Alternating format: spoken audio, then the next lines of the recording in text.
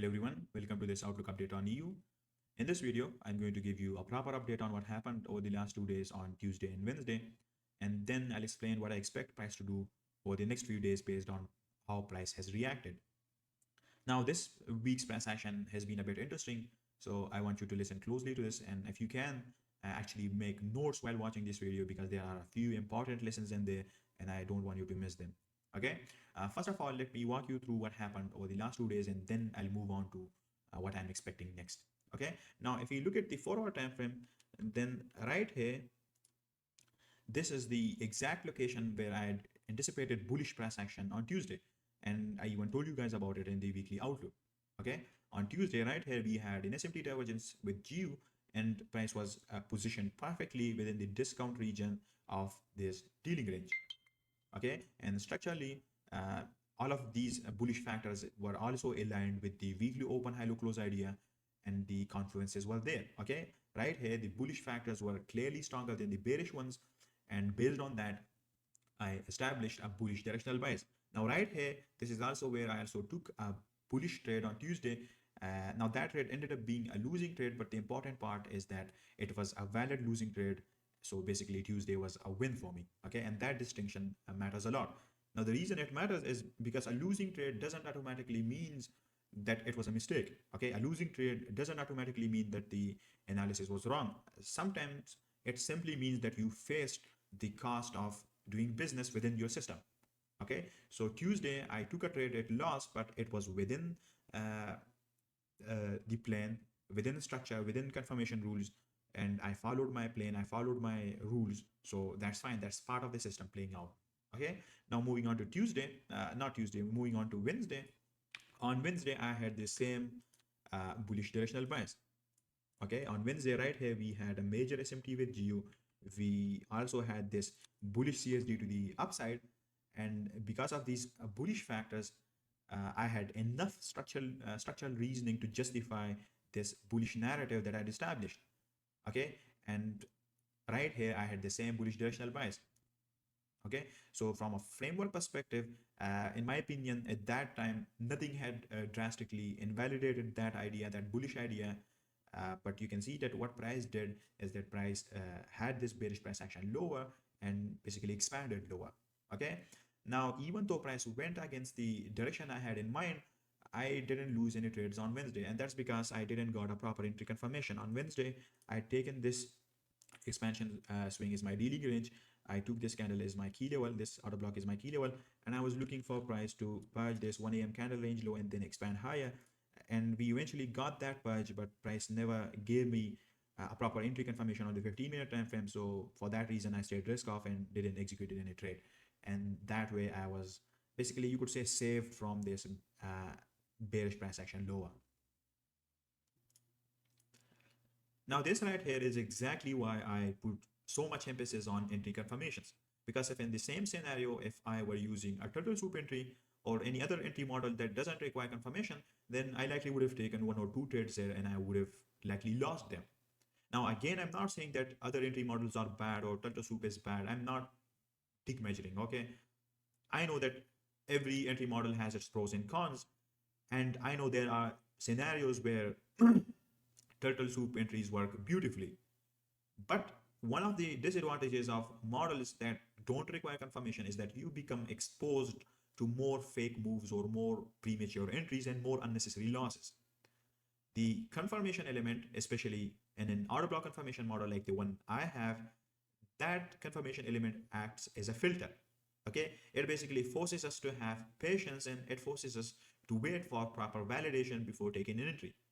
Okay, it forces us to wait for structure so that structure can prove itself and validate itself before we can commit capital, before we can risk our money.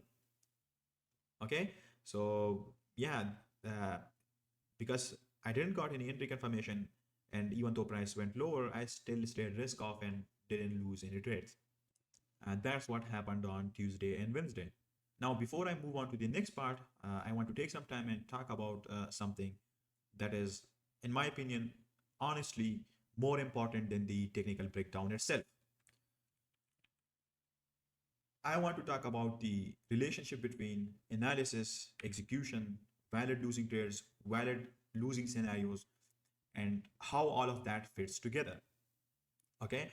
And in my opinion, if you don't understand this part properly, then I think it doesn't matter how good your technical framework is, you will still find ways or find excuses to sabotage it, unknowingly or unintentionally sabotage it. Okay. So the first thing I want you to understand is this: when you are conducting your analysis, you should never attach it to your ego. You should never get emotionally attached to it. Okay, you should never get emotionally attached to your bias, to your directional bias. You should never think about analysis or execution. You should never think about these things in a right or wrong type of way. Okay, because conducting analysis or taking entries or establishing a market context isn't about proving that you are correct or that you are not wrong. These things are just processes. Okay, analysis is a process, taking entries is a process, establishing a market context is a process, and the only thing that matters is whether you follow that process properly or not. And as long as you follow that process correctly, you actually genuinely follow it, then the result of that particular process, the result of that particular trade or that particular analysis or that particular day or that particular scenario does not matter. Okay, it doesn't matter whether price went in your direction or not. It doesn't matter whether it printed exactly what you anticipated. It doesn't matter whether the trade won or lost. What matters is that whether you conducted your analysis properly or not, whether you established the market context based on your trading rules or not, whether you executed according to your rules, and whether you respected your confirmation model. And and let me tell you that if you keep doing that every single day, if you keep following your processes correctly, right to the tick, over time you will be profitable. You will be consistently profitable. As long as you stop caring about the outcomes, as long as you stop giving a shit about the outcomes.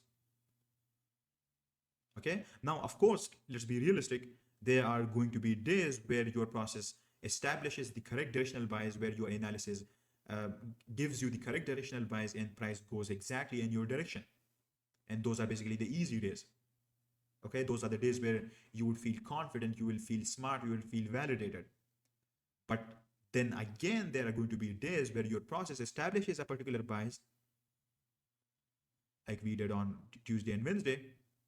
It gives you, you have confluences in those scenarios, you have a proper SMT, you have proper confirmation and proper validation, and everything lines up perfectly, but price still goes the opposite way.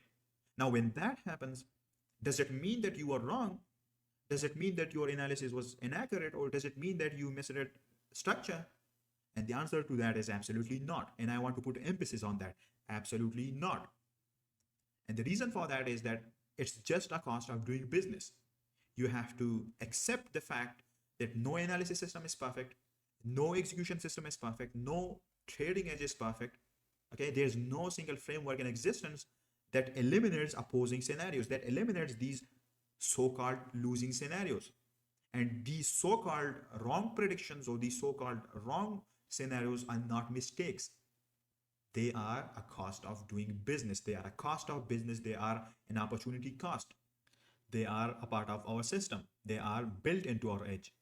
And our edge can manifest itself through repetition, through probability, and through random distribution like this. Okay, so when you face a scenario like Tuesday or Wednesday, where all the bullish factors outweigh the bearish ones, okay, and price still goes the opposite way, does that mean that you were wrong? And the answer is no. It means that this instance fell on the losing side of the distribution. It fell on the losing side of the curve or the losing side of the statistical distribution. That's it. Now, the reason I explained all of this to you is because this is where a lot of traders make a huge and a massive mistake. Let me explain how they do that. First of all, we have to understand that we as humans, most of us, if not all of us, are wired to fix things. Okay? That is a part of our biology. That is a part of our psychological makeup. That's how we've evolved. And that's what distinguishes us from other animals in the animal kingdom. Okay? That is what we basically call natural selection, which is that when something bad happens, we immediately start doing something about it. If we make a mistake, if we do something bad that could have bad consequences for us, what we end up doing is that we either learn from it, build correction mechanisms around it, and then that way we either stop making that mistake in the future so we don't get to face the consequences that comes along with it, or if a bad thing happened to us, we try to avoid it as much as we can in the future so that it doesn't happen to us in the future. Okay, simple as that. Now, for most of our lives, that is a good thing. Okay, obviously, we should learn from our mistakes. We should learn to not make bad decisions. And we can do that by reviewing our past mistakes, our previous errors, and then basically building mechanisms, coping mechanisms, correction mechanisms around it. Now that seems a bit cliche, I know. But you might be wondering why am I talking about that stuff? The reason I'm talking about that instinct, that primitive instinct, is that even though it's a good thing in our conventional lives, in trading, that instinct can destroy us. Because the moment we start doing something, quote unquote, doing something about it, what that would actually mean in trading is that we could potentially start changing our rules. We could potentially start modifying our system. For example, let's say that you faced this losing scenario, these two losing scenarios on Tuesday and Wednesday. You had two losing trades this week. Now, if you operate based on your instincts, then the natural instinct would be that you have to do something about it so you don't end up facing or having such losing, so-called losing scenarios in the future or next week or next month or the next year. And that could mean that maybe because of that, because you want to do something about it, you start changing rules. You start modifying your system. You start adding new variables to your system. You start doubting your system. You start second guessing your system. And the more variables you add or you remove, the more you damage the statistical consistency of your edge. And in trading, that is something you should avoid at all cost. What I mean by that is that, let's say 1, 2, 3, 4, 5, 6,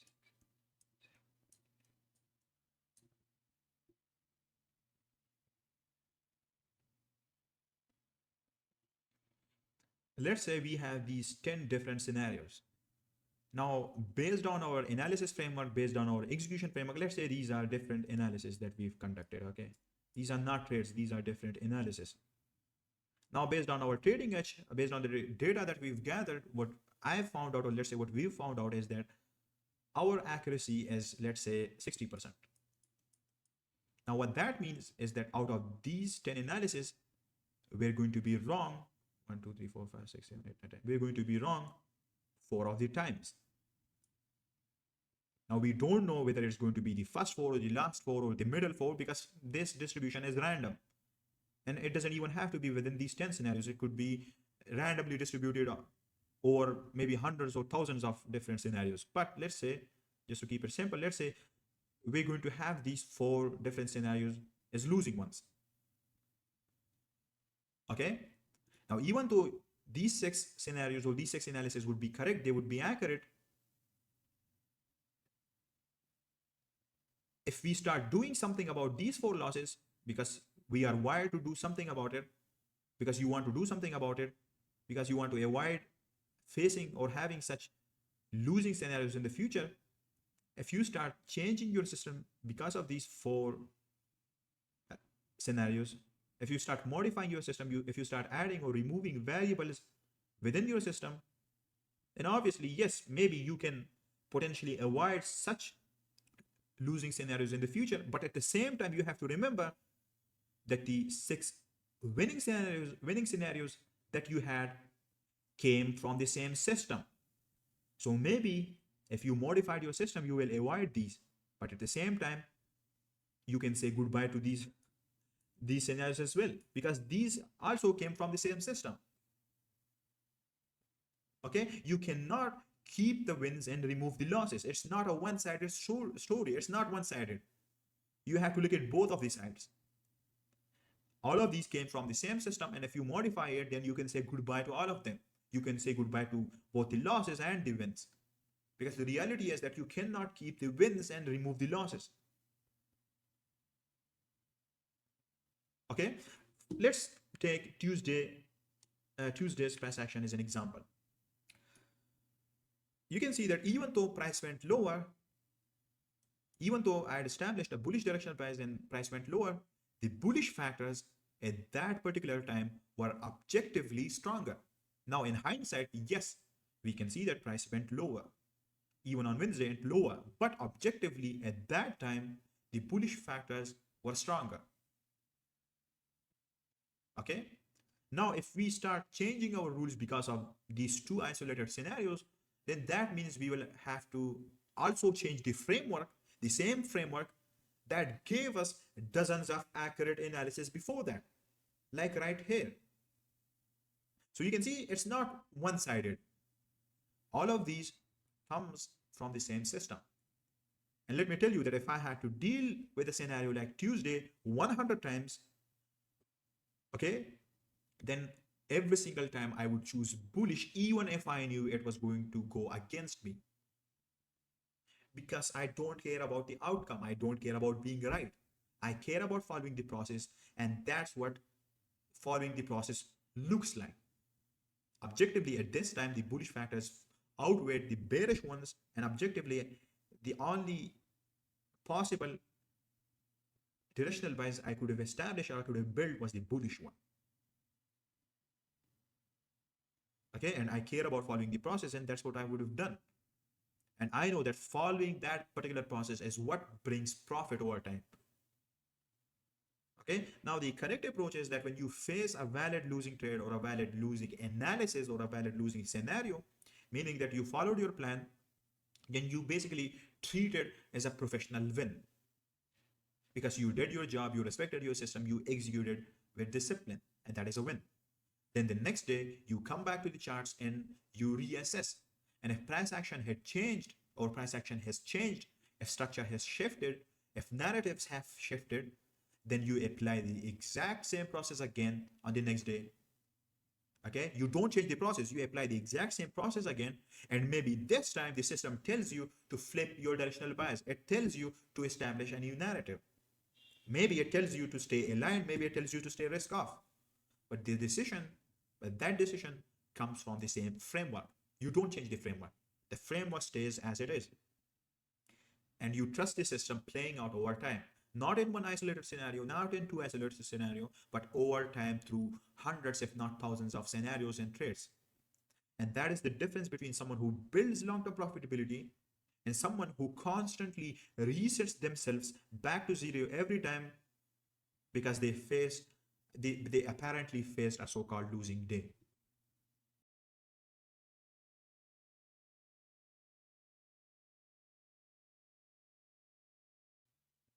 Okay, now based on the monthly narrative I just explained, right here on the weekly time frame, I think the most likely thing that could happen for the next few days, in the next few days, is the price will eventually take out this candle range low or this candle's low.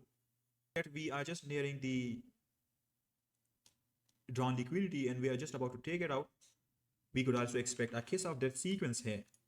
Okay, and you know that when we have such case of death or KOD sequences, in those scenarios, it's not necessary for price to rebalance till the premium region before expanding lower. We could just immediately expand off of the discount region as well or off of this key level as well. But you know that we have this empty divergence and that basically acts in opposition to this KOD idea.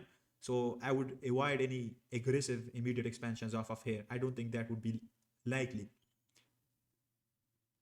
Okay, unless we have a lower time frame SMT divergence here and more confluences which adds more clarity to this KOD idea. And that particular scenario, yes, I might take it.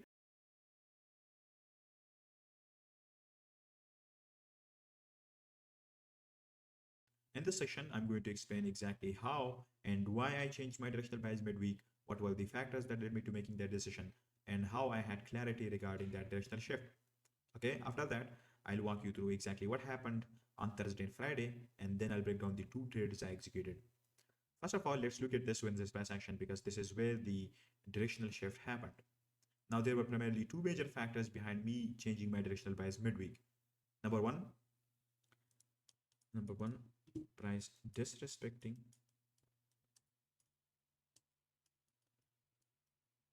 dealing range. And number two, monthly open, high, low, close. Okay, the first factor was that price disrespected a bullish dealing range by closing below it. Okay, on the forward time frame on Wednesday, we had formed and established this bullish dealing range.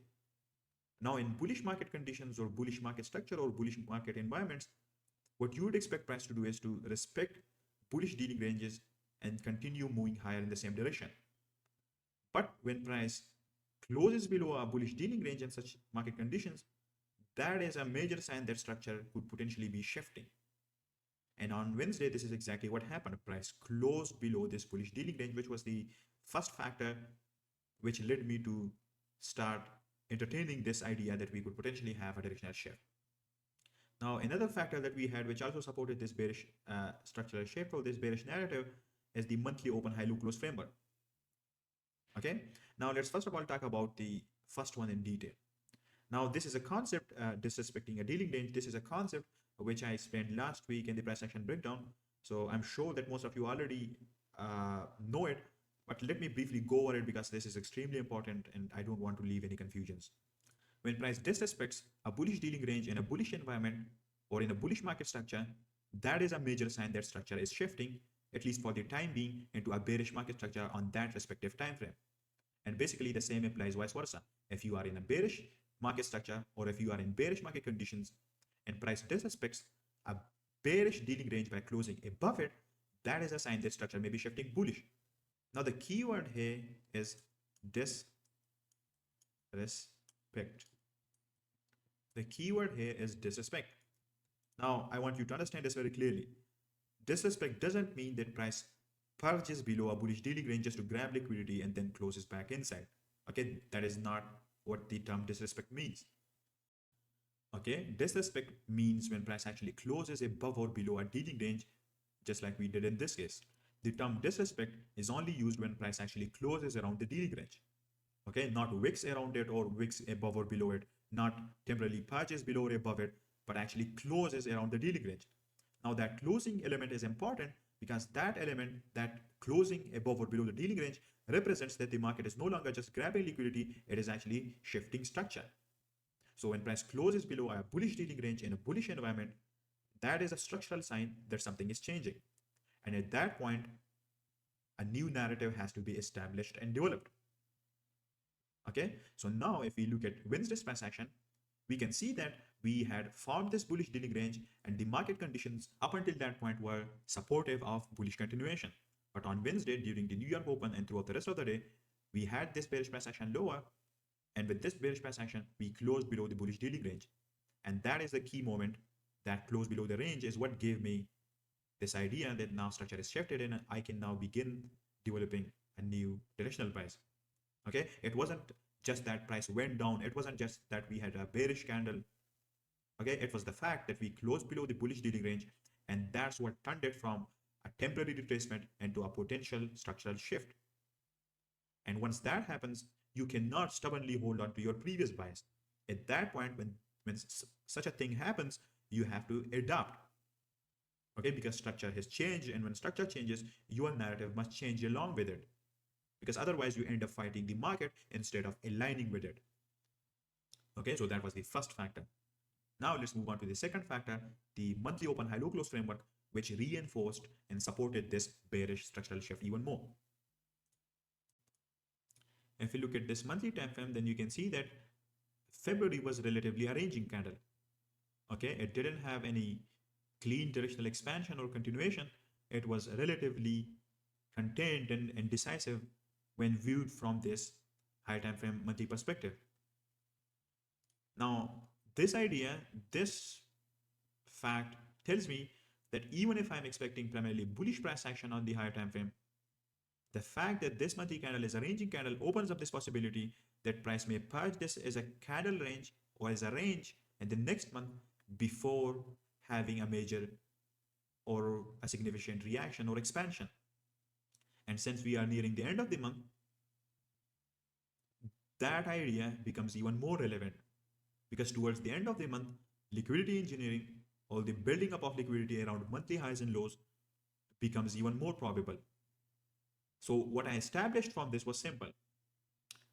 Even if the broader structure had bullish components, even if the structure is bullish primarily, the fact that this monthly candle, this candle right here is a ranging candle, it means that it's very possible that we potentially treat this as a candle range in the next month, potentially purge below it, and then react from a higher time frame key level afterwards, and then have a significant and a potential reaction. Okay, this is the idea that I derived from this monthly open high low close framework. So when I combine the disrespecting of the bullish dealing range on the forward time frame and this monthly candle being relatively ranging and the fact that we are approaching the end of the month, all of that together helped me establish this new bearish narrative on Thursday. And that's why I was bearish on Thursday and changed my directional bias. It wasn't random, it wasn't emotional, it was structural and contextual based on these factors. Now let's drop down to the 4-hour time frame and let me break down the trades that I executed. Now the first trade I executed was on Thursday. It was a bearish winning trade. Okay. Now earlier in the video, I showed you the outlook that I had uploaded on Wednesday. And in that outlook, you guys clearly saw that I told you that I told my students that my directional bias for the day was bearish. Okay. I'd already established that. Now the market context that I built was based on this bearish dealing range, this 4-hour bearish dealing range, along with the key levels inside of it. Okay. In that specific outlook, I outlined multiple anticipational scenarios, but the main one that I mentioned was that even though it was unlikely for us to have a KOD sequence here, okay, this was my drawn liquidity. I mentioned that even though it was unlikely for us to have a KOD sequence here, in this particular case, mainly because that we had a bullish SMT divergence with GU, which acted as a conflicting factor. Still, if we had a bearish SMT divergence here and price took out this candle's high, then I could consider executing a bearish trade from there. Okay, I basically said that if these specific conditions aligned at the right time right here on Thursday, then I basically have the permission to participate in this KOD sequence. And you can see that this is exactly what ended up happening. We had a proper SMT divergence with GU. Okay, you can see that EU took out this high, whereas GU failed to take out its corresponding high, which led to this divergence. Price also tested this fair value gap, and that was enough of a market context for me to then start looking for entry confirmation on the 15-year time frame. Okay, so once we had this market context, once I got these entry triggers, I then went down to the 15-year time frame and started looking for my entry confirmation. Okay, right here, this is the SMT divergence. We then had this bearish price action lower, and when we formed this order block, I then took my entry here with my stop loss above the order block and closed the trade at 3R. Now with Thursday's price action, we finally reached the weekly candle's low. Okay, this was the exact low I'd been expecting price to take out, and that was reached on Thursday. This was the weekly drawn liquidity, the weekly objective, and now it had been reached. Now you know that when a high time frame objective gets completed, meaning that when a high time frame drawn liquidity is reached or a high time frame key level is reached, what usually happens is that the next day or the next session, price often forms counter price action. So coming into Friday, my directional bias changed again, this time to bullish, at least for the time being. Okay, and the reasons here were very clear and structured. The first reason was that the weekly objective had been completed, we had reached the round liquidity, and once liquidity gets taken and a higher time frame objective is fulfilled, sorry, it is very common for a price to engineer a counter move in the opposite direction. The second reason is that we had a TGIF weekly profile.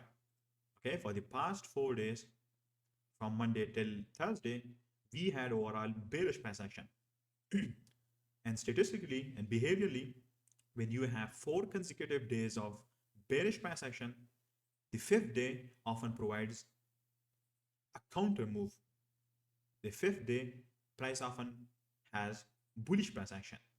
So structurally, contextually, based on this weekly objective, and behaviorally, this bullish directional buys on Friday made sense. And for those reasons, my buys on Friday turned bullish. Okay, and on Friday, the market context that I established was also in the bullish direction because I wanted to look for and wanted to frame bullish trades. Okay, now let me show you the market context that I established on Friday. Now on Friday during the London Open session, I anticipated price to take out this 4-hour low and then have a reversal from here. Okay, that was my anticipation for price on Friday. But instead of that happening, what price ended up doing is that we had an SMT divergence with DXY. EU took out, EU failed to take out this low, whereas if you look at the DXY chart, then you'd see that DXY took out its corresponding high, and that led to this non-symmetrical price action in this SMT divergence. Along with that, we had a liquidity purge below this candle range low, and these two elements together established a proper market context for me on Friday. Okay, these two elements were enough for me to establish a market context. And once I had these entry triggers, then I dropped down to the 15-minute time frame and started looking for an entry confirmation. The main factor that made me have clarity and made me have confidence in this setup and this market context is that all of this happened at a key time, at a key macro. Okay, we had the SMT divergence and then we confirmed the SMT divergence on the lower time frame at 3 a.m. Now 3 a.m. is a key macro, and that made me have confidence in this trade, and I ended up taking a trade off of here. Now right here on the 15-minute time frame, you can clearly see that we had the liquidity purge below this low and the SMT formed at 3 a.m. Okay, and once I had these two entry triggers, from this point on, I then started waiting for my entry confirmation, which basically means that I waited for an order block to be formed before taking and executing an entry. And you can see that right after the divergence at 3 a.m., we had bullish price action. Okay, price closed higher. And with this bullish price action, price engulfed these 3 consecutive candles and formed this major order block. Okay, now this part is important, so I want you to listen closely here. Now, if in this scenario, if in this case, if you had taken only this single candle as an order block, as your order block, then you can obviously see that you would have missed this trade, you would have missed this move, and your execution would have been inaccurate. Okay, instead, in this scenario, the correct mechanical selection of the order block would have been treating these 3 consecutive candles together as a single order block. And if you had done that, if you had applied this logic correctly, then you would have caught this move and you would have ended the trade in 3-hour profits. Okay, now I already know that some of you are thinking, you are probably saying that, Sham, you didn't select all 3 candles either. Your entry was much more refined. Okay, you might be saying that I selected these 2 candles instead of these 3, and you might be wondering, why is that? What's the logic? What's the thought process behind that? And yes, that's a very fair question. Yes, I did select these 2 candles as my order block, and my entry was right here within this refined area. Now, the main factor and reason behind this refinement is this idea and this concept that I've developed myself, which considers and takes into account the closure of 4-hour candles, the closure of 4-hour time frame candles. Now, before I explain that to you, let me say something. You don't necessarily have to use this refinement method because I know it adds complexity and there are quite a few variables involved. But just for educational purposes, let me explain exactly how I approached it, how I refined this auto block. Okay, let's go to the 4 hour time frame. Now, even though price closed above the three consecutive candles collectively and mechanically, that would justify using all three candles as the order block. The reason I refined it down to two candles is because of how the 4 hour candle closed and how the next 4 hour candles open, high, low, close profile looked like. If you look at this 4 hour time frame, then you can see that the 1 a.m. 4 hour candle closed right here. It closed above the previous 9 p.m. candle. Now, because of how this candle closed, my expectation was that price would, with the next candle, retraced and test either the high or the open of the 4 hour candle, the 9 p.m. 4 hour candle, before expanding higher. Now, I had this expectation for two main reasons. First, the open high low close logic of the next 5 a.m. 4 hour candle.